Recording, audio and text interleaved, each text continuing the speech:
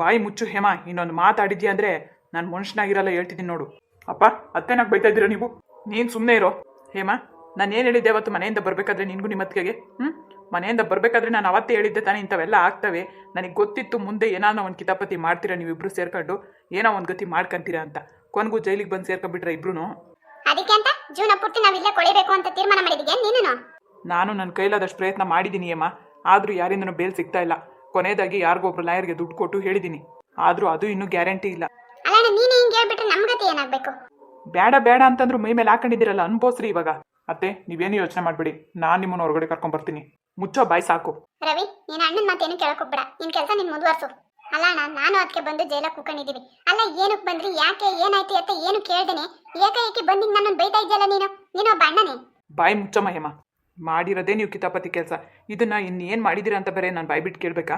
ಇಷ್ಟಕ್ಕೂ ಇದನ್ನೆಲ್ಲ ಮಾಡೋಂಥ ಅಗತ್ಯ ಆದರೂ ಏನಿತ್ತು ಯಮ್ಮ ನಿಮಗೆ? ಒಂದು ಹೇಳ್ತೀನಿ ತಿಳ್ಕೊ ಯಮ್ಮ, ಡೈರೆಕ್ಟಾಗಿ ಹೇಳ್ತಾ ಇದ್ದೀನಿ. ನಿನ್ನ ಮಗಂಗೆ ಆಲ್ರೆಡಿ ಮದುವೆ ಆಗೈತೆ. ಮದುವೆ ಆಗಿರೋ ನಿನ್ನ ಮಗಂಗೆ ನಾನು ಇನ್ನೊಂದ್ಸರಿ ಹೆಣ್ಣು ಕೊಡಲ್ಲ. ನನ್ನ ಮಗಳನ್ನ ಕೊಡೋಕ್ಕೆ ನನಗೆ ಮನಸ್ಸಿಲ್ಲ. ನೀನು ಅದ್ರ ಬಗ್ಗೆ ಯೋಚನೆ ಬಿಟ್ಬಿಡು ಅಂತ ನಾನು ಅವತ್ತೇ ಹೇಳಿದ್ದೀನಿ. ಆದರೂ ನೀನು ಇನ್ನೂ ಅದನ್ನೇ ಕೆರ್ಕಿ ನನ್ನ ಮದುವೆ ಮಾಡ್ಕೊಂತೀನಿ ಅಂತೇಳಿ ಮಾನಸಿಕ ಜೀವನನ ಯಾಕೆ ಹಾಳು ಮಾಡ್ತಾ ಇದೆಯಾ? ಇಷ್ಟಕ್ಕೂ ನಿನ್ನ ಮಗಂಗೆ ಮದುವೆ ಆಗಿ ಹತ್ತತ್ರ ಇವಾಗ ಅವಲ್ಲಿ 6-7 ತಿಂಗಳಾತ ಬಂದೈತೆ. ಇಬ್ಬರು ಒಬ್ರಿಗೊಬ್ರು ಇಷ್ಟಪಟ್ಟು ಮದುವೆ ಮಾಡ್ಕೊಂಡು ಸಂಸಾರ ಮಾಡ್ತಾವ್ರೆ. ಈಗ ನಿನ್ನ ಆಸ್ತಿ ಅಂತಸ್ತನ ನೋಡಿ ನನ್ನ ಮಗಳನ್ನ ನಿನ್ನ ಮಗಂಗೆ ಕೊಟ್ಟೆ ಅನ್ಕ.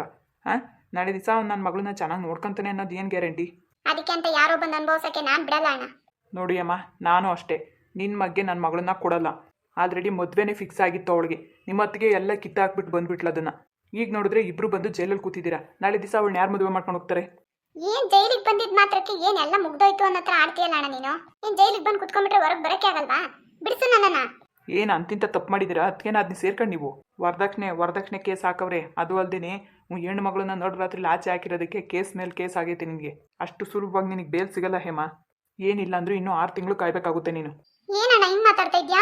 ಏನು ಇನ್ನೂ 6 ತಿಂಗಳು ಕಾಯ್ಬೇಕಾ? ಅಲ್ಲ ನಾನು ನೀನ್ ಬಂದು ಬಿಡ್ಸ್ಕೊಂಡು ಹೋಗ್ತೀನಿ ಅನ್ನೋ ಧೈರ್ಯದ ಮೇಲೆ ನಾನು ಒಳಗಡೆ ಬಂದಿರೋದು. ನೀನ್ ಮನಸ್ಸು ಮಾಡಿದ್ರೆ ಯಾವ್ದು ದೊಡ್ಡದಿಲ್ಲ ಅಣ್ಣ. ಆದ್ರೆ ನೀನ್ ಬೇಕು ಅಂತಾನೆ ಇದನ್ನೆಲ್ಲ ಮಾಡ್ತಾ ಇದ್ಯಾ? ನಾನು ಯಾವುದು ಬೇಕು ಅಂತ ಮಾಡ್ತಾ ಇಲ್ಲ ಹೇಮಾ, ನಿಜಾನೇ ಹೇಳ್ತಾ ಇರೋದು. ಎಲ್ಲ ಕಡೆ ವಿಚಾರಿಸಿನೇ ಬಂದಿದ್ದು ನಾನು. ಅಲ್ಲ ಅಣ್ಣ, ನನ್ನನ್ನು ಯಾಕೆ ಹೊರಗಡೆ ಬಿಡಿಸ್ಬೇಕು ಅಂತ ಯೋಚನೆ ಮಾಡ್ತಾ ಇದೀಯಾ ಅಥವಾ ದುಡ್ಡು ಬಿಚ್ಚಕ್ಕಾಗಲ್ಲ ಅಂತ ಯೋಚನೆ ಮಾಡ್ತಾ ಇದೀಯಾ? ನೋಡಿ ಅಮ್ಮ, ಇಲ್ಲೂ ನೀನು ತರಲೆ ಬುದ್ಧಿನ ಉಪಯೋಗಿಸ್ಬೇಡ. ಇಷ್ಟಕ್ಕೂ ನೀನು ಜೈಲಿಂದ ಆಚೆ ಬಂದಮೇಲೆ ಎಲ್ಲಿ ಹೋಗ್ತೀಯ ನೀನು? ತವ್ರ ಮನೆಗೆ ಅಂತ ಬರ್ತೀಯ, ಗಂಡನ ಮನೆಗೆ ಅಂತ ಹೋಗ್ತೀಯಾ? ಏನು, ನಾನು ನನ್ನ ಗಂಡನ ಮನೆಗೆ ಹೋಗ್ತೀನಿ ಅಂತ ಅನ್ಕೊಂಡಿದ್ಯಾ? ನಾನು ಯಾಕೆ ಹೋಗ್ಲಿ ಅಣ್ಣ? ನಾನು ಯಾವತ್ತಿದ್ರು ತವ್ರ ಮನೆಗೆ ಬರೋದು. ಬಂದ್ ಮಾತ್ರಕ್ಕೆ ಸುಮ್ಮನೆ ಕೂತ್ಕೋತೀನಿ ಅಂತ ಹೇಳ್ಬೇಡ.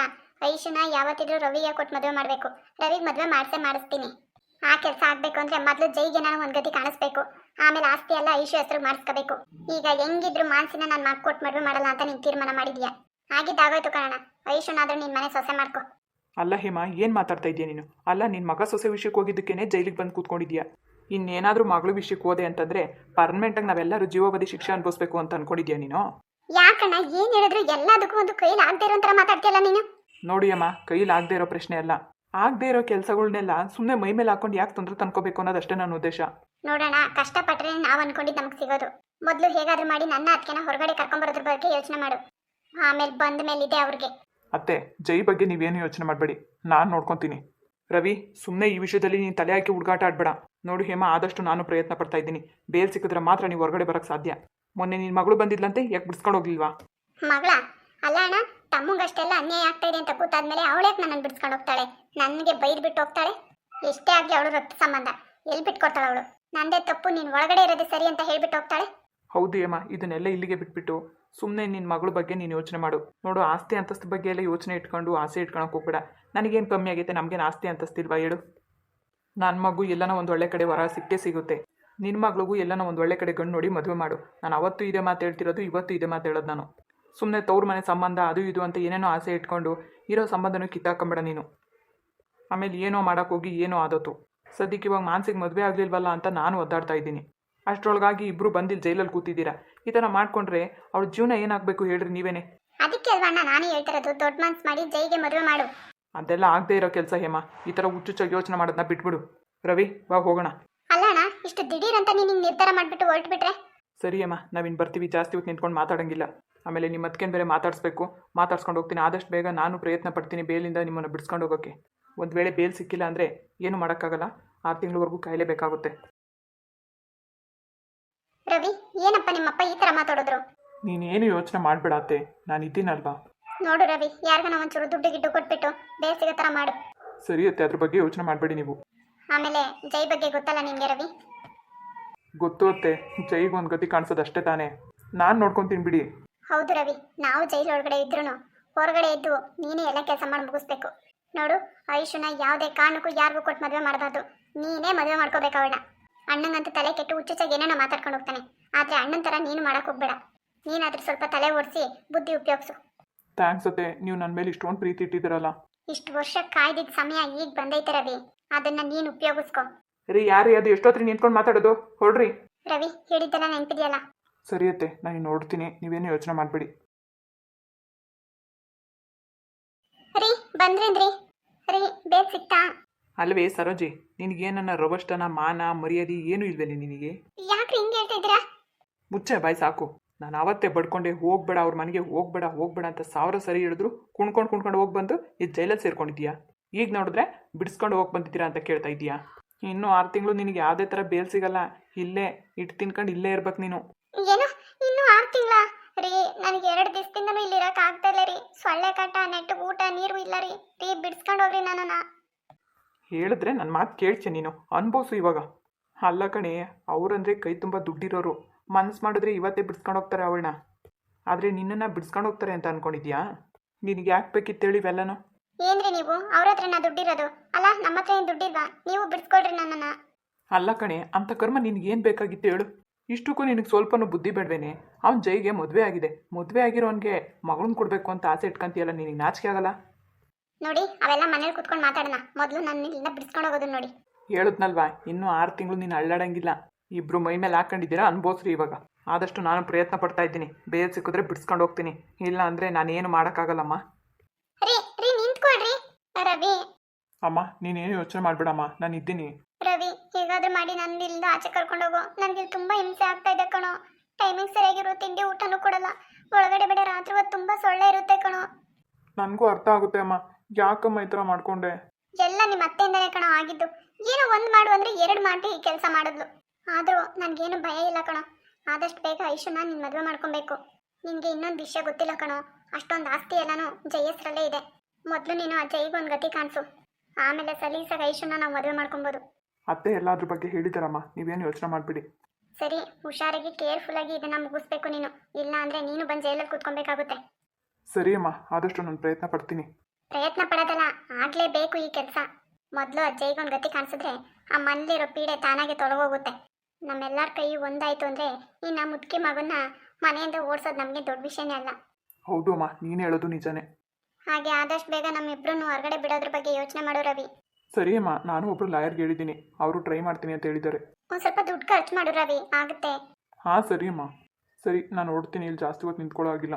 ಸರಿ ಕಣೋ, ಟೈಮಿಗೆ ಸರಿಯಾಗಿ ಊಟ ಮಾಡು ನೀನು. ಹಾಂ ಅಮ್ಮ, ಆಯಿತು. ಸದ್ಯ ನನ್ನ ಮಗನಾದರೂ ನನ್ನ ಕಡೆಗಿದ್ದಾನಲ್ಲ. ಈ ಗಂಡಸ್ರ ಬುದ್ಧಿ ಎಲ್ಲನೂ ಒಂದೇ ಅಂತ ಅನ್ಸುತ್ತೆ. ಹಲೋ ಕುಮಾರ್. ಹಾಂ, ಹೇಗಿದ್ದೀರಾ ಬಿಗ್ರೆ? ಚೆನ್ನಾಗಿದ್ದೀನಿ ಕುಮಾರ್, ಎಲ್ಲಿದ್ದೀಯಾ? ಇನ್ನು ಎಲ್ಲಿರೋಣಪ್ಪ, ಮನೇಲಿ ಇದ್ದೀನಿ. ಹಾಂ, ತಿಂಡಿ ಎಲ್ಲ ಆಯಿತಾ? ಹಾಂ, ತಿಂಡಿ ಎಲ್ಲ ಆಯಿತು. ನಿಮ್ದು ಆಯಿತಾ? ಹಾಂ, ನಮ್ಮದು ಆಯಿತು ಕುಮಾರ್. ಆಮೇಲೆ ಗೊತ್ತಲ್ವಾ ನಾನು ಯಾವ ವಿಷಯಕ್ಕೆ ಫೋನ್ ಮಾಡಿದ್ದೀನಿ ಅಂತ? ಹಾಂ, ಗೊತ್ತಾಯಿತು ಕುಮಾರ್. ಈಗ ಸದ್ಯಕ್ಕೆ ಮಗ ಸೊಸೆ ಇಲ್ಲ, ಊರಿಗೆ ಹೋಗಿದ್ದಾರೆ. ಅವ್ರ ಹತ್ರನೂ ಈ ವಿಷಯ ಎಲ್ಲ ಮಾತಾಡಿದ್ದೀನಿ. ನನ್ನ ಮಗ ಏನೋ ನಿಮ್ಮ ಹುಡುಗನ ಹತ್ರ ಮಾತಾಡಬೇಕಂತೆ. ಮಾತಾಡಿದ್ದಾದಮೇಲೆ ಒಂದು ನಿರ್ಧಾರ ತೊಗೊತೀನಿ ಅಂತ ಹೇಳಿದ್ದಾನೆ. ಇನ್ನು ಅವನ ಒಪಿನಿಯನ್ ಏನು ಹೇಳಿಲ್ಲ ನನ್ನ ಹತ್ರ. ಓಕೆ ಶೋರ್ ಮೂರ್ತಿ, ಪರವಾಗಿಲ್ಲ, ಮಾತಾಡಲಿ, ಅದರಲ್ಲೇನಿದೆ, ಮಾತಾಡಲಿ. ನನ್ನ ಮಗನೂ ಮಾತಾಡಬೇಕಂತೆ. ಸೊ ಅವನು ನಾಳೆ ಬರ್ತಾ ಇದ್ದಾನೆ ಫಾರಿನಿಂದ. ಹೌದಾ, ನಾಳೆನೇ ಬರ್ತಾ ಇದ್ದಾರಾ? ತುಂಬ ಖುಷಿ ವಿಷಯ. ಹೌದು ಮೂರ್ತಿ, ಆದಷ್ಟು ಬೇಗ ಒಬ್ರಿಗೊಬ್ರು ಎಲ್ಲರೂ ಒಪ್ಕೊಂಡ್ರೆ ಬೇಗ ನಾವು ಕೂಡ ಮದುವೆಗೆಲ್ಲ ಏರ್ಪಾಡು ಮಾಡಿಕೊಂಡು ಬೀಗರಾಗ್ಬೋದಲ್ವಾ ಅಂತ. ಅದ್ರ ಬಗ್ಗೆ ನೀವೇನು ಯೋಚನೆ ಮಾಡಬೇಡಿ ಕುಮಾರ್. ಆಲ್ರೆಡಿ ನಾನು ನನ್ನ ಮಗಳ ಹತ್ರನೂ ಈ ವಿಚಾರ ಎಲ್ಲ ಮಾತಾಡಾಯಿತು. ಮಗನಿಗೂ ಈ ವಿಷಯ ಹೇಳಬೇಕಾಗಿತ್ತು, ಹೇಳಿದ್ದೀನಿ. ಸೊ ಅವನು ಕೂಡ ಊರಿಗೆ ಹೋಗೋ ಬ್ಯುಸಿಲಿ ಇದ್ದಿದ್ದರಿಂದ ಮಾತಾಡೋಕ್ಕೆ ಟೈಮ್ ಸಿಕ್ಕಿಲ್ಲ. ಹುಡುಗನ ಹತ್ರ ಮಾತಾಡಿ ಆಮೇಲೆ ಡಿಸಿಷನ್ ತೊಗೊತೀನಿ ಅಂತ ಹೇಳಿದ್ದಾನೆ. ಓಕೆ ಓಕೆ, ಇಷ್ಟು ಬೇಗ ಎಲ್ಲ ವಿಷಯ ತಿಳಿಸ್ತೀಯ ಅಂತ ಅಂದ್ಕೊಂಡಿರಲಿಲ್ಲ, ಥ್ಯಾಂಕ್ಸ್. ಆಮೇಲೆ ಕುಮಾರ್, ನಾನೇ ನಿನಗೆ ಫೋನ್ ಮಾಡೋಣ ಅಂತ ಅಂದ್ಕೊಂಡಿದ್ದೆ. ನಿಮ್ಮ ಹತ್ರ ಒಂದು ಇಂಪಾರ್ಟೆಂಟ್ ವಿಷಯ ಮಾತಾಡಬೇಕಾಗಿತ್ತು.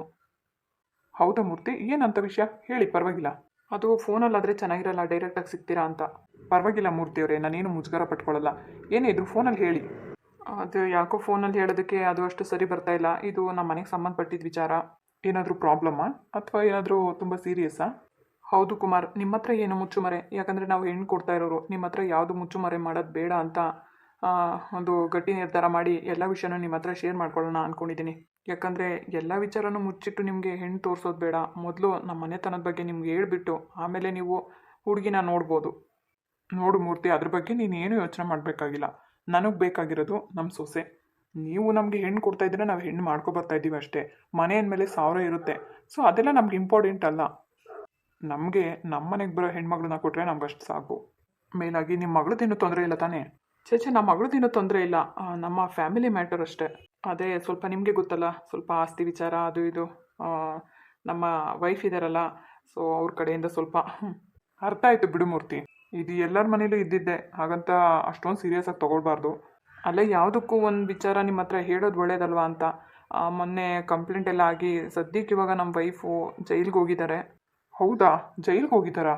ಸೊ ಏನಂತ ಪ್ರಾಬ್ಲಮ್ಮು? ಹೇಳಿದ್ನಲ್ವ ಕುಮಾರ್, ತುಂಬ ವಿಷಯ ಮಾತಾಡಬೇಕು. ಸ್ವಂತ ನನ್ನ ಮಗನಿಗೆ ಇವರು ನನ್ನ ವೈಫ್ ಬಂದು 2ನೇ ತಾಯಿ. ಹಾಗಾಗಿ ಆಸ್ತಿ ಎಲ್ಲ ಜೈ ಹೆಸರಲ್ಲಿರೋದ್ರಿಂದ ಸೊ ಅವ್ರಿಗೆ ಅದರ ಮೇಲೆ ಸ್ವಲ್ಪ ಕಣ್ಣು. ಆಸ್ತಿ ಎಲ್ಲ ನಮ್ಮ ಹೆಸರಲ್ಲಿ ಮಾಡಿಸ್ಕೊಳ್ಳೋಣ ಅನ್ನತ್ರ ಅದರಿಂದ ಸ್ವಲ್ಪ ಕಿತಾಪತಿಯಾಗಿ ಏನೇನೋ ಆಗೋಯ್ತು. ಮನೇಲಿ ಸ್ವಲ್ಪ ಗಲಾಟೆ ಆಗಿ ಅವರು ಜೈಲಿಗೆ ಹೋಗೋ ಪರಿಸ್ಥಿತಿ ಬಂದಿದೆ. ಸೊ ಒಂದು 3 ಡೇಸ್ ಆಗಿದೆ, ಇನ್ನೂ ಬಿಡಿಸ್ಕೊಂಡು ಬಂದಿಲ್ಲ. ಅದ್ರ ಬಗ್ಗೆನೇ ನಿಮ್ಗೆ ಹೇಳಬೇಕು ಅಂತ ಮನಸ್ಸಲ್ಲಿ ಕೊರಿತಾ ಇತ್ತು. ಹೇಳಿದ್ದೀನಿ ನೋಡಿ, ಇದ್ರ ಮೇಲೆ ನಿಮ್ಮ ಇಷ್ಟ. ನನಗೆ ಇದ್ರ ಬಗ್ಗೆ ಎಲ್ಲ ಫೋನಲ್ಲಿ ಮಾತಾಡೋದು ಇಷ್ಟ ಇರಲಿಲ್ಲ, ಆದರೂ ವಿಧಿ ಇಲ್ಲದೆ ಹೇಳಬೇಕಾದ ಪರಿಸ್ಥಿತಿ ಬಂತು ಕುಮಾರ್. ತುಂಬ ಸೀರಿಯಸ್ ವಿಷಯನೇ ಇದೆ.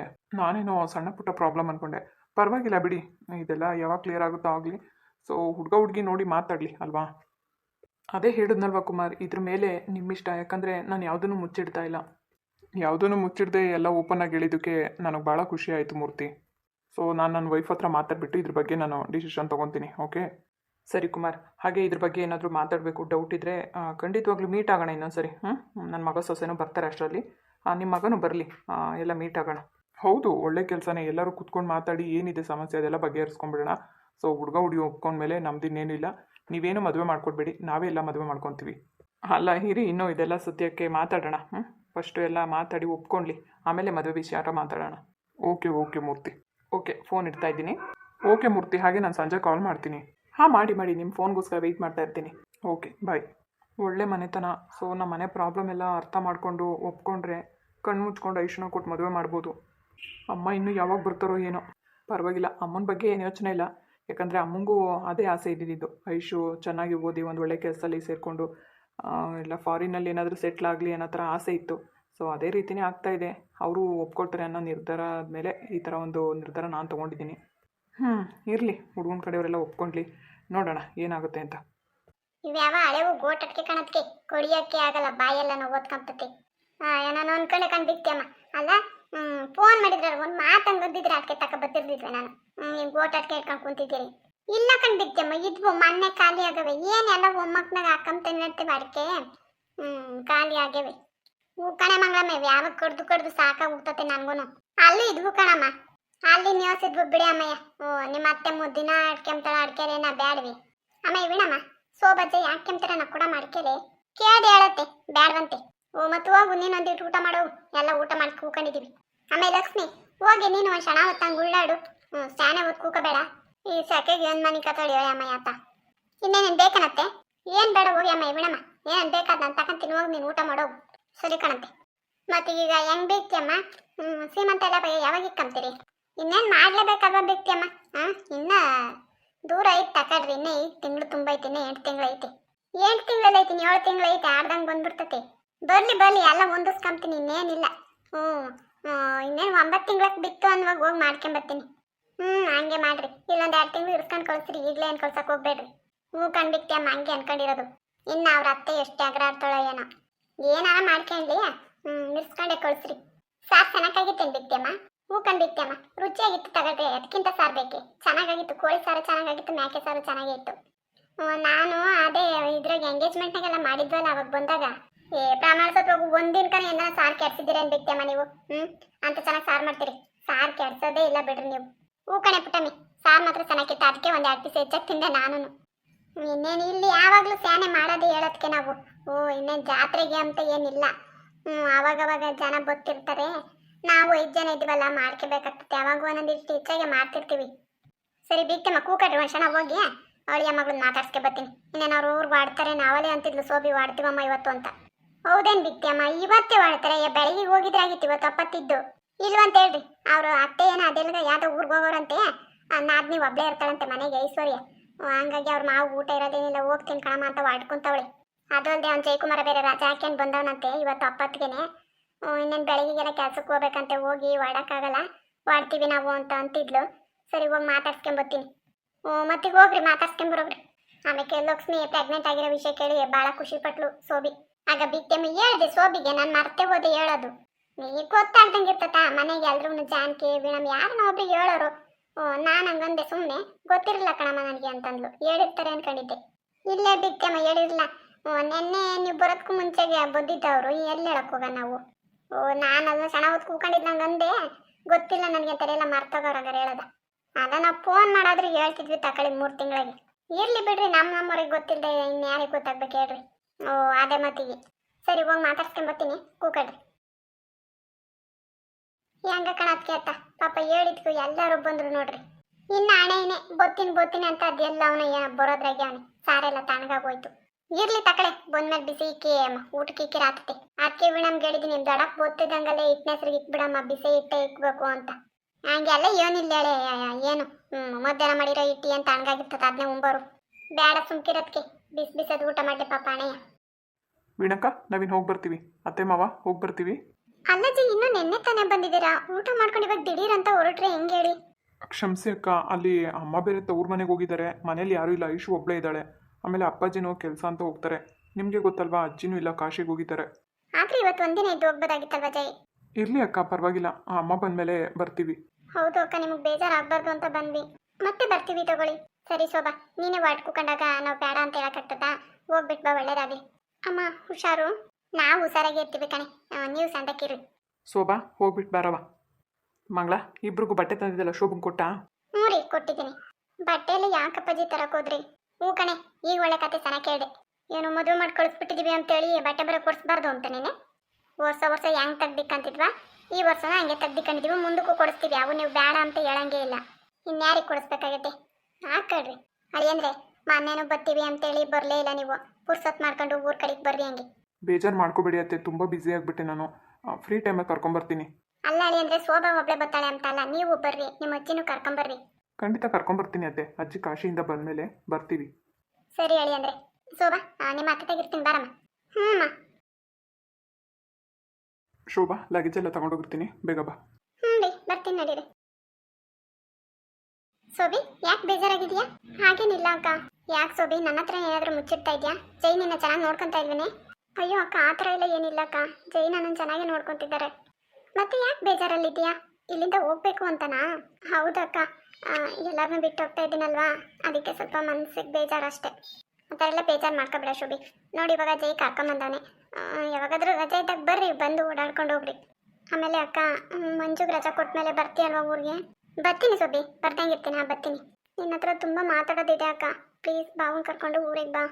ಸೋಬಿ, ಏನಾದರೂ ವಿಷಯ ಇದೆಯಾ? ಹೌದಕ್ಕ, ನಿನ್ನ ಜೊತೆ ಮಾತಾಡೋದು ತುಂಬಾ ವಿಷಯ ಇದೆ.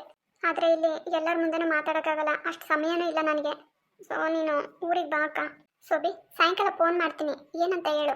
ಫೋನಲ್ಲೆಲ್ಲ ಮಾತಾಡೋಂಥ ವಿಷಯ ಅಲ್ಲ ಅಕ್ಕ. ಯಾಕೆ ಸೋಬಿ, ಆ ಮನೇಲಿ ನೀನು ಚೆನ್ನಾಗಿಲ್ವೇನೆ? ಹೇಳಿದ್ನಲ್ವ ಅಕ್ಕ, ನಿನ್ನ ಜೊತೆ ಮಾತಾಡಬೇಕು, ಮನೆಗೆ ಬಾ ಅಂತ. ಬಾ ಅಷ್ಟೇ. ಶೋಭಾ, ಏನೇ ಪರಿಸ್ಥಿತಿ ಇದ್ರೂ ನನ್ನ ಹತ್ರ ಯಾವುದು ಮುಚ್ಚುಮರೆ ಮಾಡೋಕೆ ಹೋಗ್ಬೇಡ. ಶೋಭಾ, ಆಯ್ತಾ? ಸರಿ ಅಕ್ಕ, ಟೈಮ್ ಆಯ್ತು, ನಾನು ಹೊರಡ್ತೀನಿ. ಸರಿ, ಯಾವುದಕ್ಕೂ ಸಾಯಂಕಾಲ ಫೋನ್ ಮಾಡ್ತೀನಿ, ಮಾತಾಡು. ಸರಿ ಅಕ್ಕ. ನನಗೆ ಗೊತ್ತು ಸೋಬಿ, ನೀನೇನೋ ನನ್ನಿಂದ ಮುಚ್ಚಿಡ್ತಾ ಇದೆಯಾ ಅಂತ. ಏನೇ ಸಮಸ್ಯೆ ಇದ್ರೂ ನನ್ನ ಹತ್ರ ಹೇಳ್ಕೊ, ಏನೇ ಆದ್ರೂ ಪರಿಹಾರ ಮಾಡೋಣ. ಹೆಂಗೆ ಹೇಳ್ಬೇಕು ಅಂತ ಗೊತ್ತಾಗ್ತಾ ಇಲ್ಲ ಅಕ್ಕ, ಮನಸ್ಸಿಗೆ ತುಂಬ ಬೇಜಾರಾಗ್ತಿದೆ. ಜೀವನನೇ ಅಷ್ಟು ಸೋಬಿ. ಏನಾದರೂ ಒಂದು ಸಮಸ್ಯೆ ಇದ್ದೇ ಇರುತ್ತೆ, ಹಂಗಂತ ಎದ್ರುಕೊಂಡು ಕುತ್ಕೋಬೇಡ, ಅರ್ಥ ಆಯ್ತಾ? ಫೋನ್ ಮಾಡು ನನಗೆ. ಸರಿ ಅಕ್ಕ, ನೀನು ಆದಷ್ಟು ಬೇಗ 1-2 ದಿವಸದ ಮಟ್ಟಿಗಾದರೂ ನಮ್ಮ ಮನೆಗೆ ಬಾ ಅಕ್ಕ. ಸರಿ, ಬರ್ತೀನಿ, ನೀನು ಅದ್ರ ಬಗ್ಗೆ ಯೋಚನೆ ಮಾಡಬೇಡ. ಸರಿ ಅಕ್ಕ, ನಾನೇನು ಹೊರಡ್ತೀನಿ. ಸರಿ ಸೋಬಿ, ಹುಷಾರು. ಸರಿ ಅಕ್ಕ.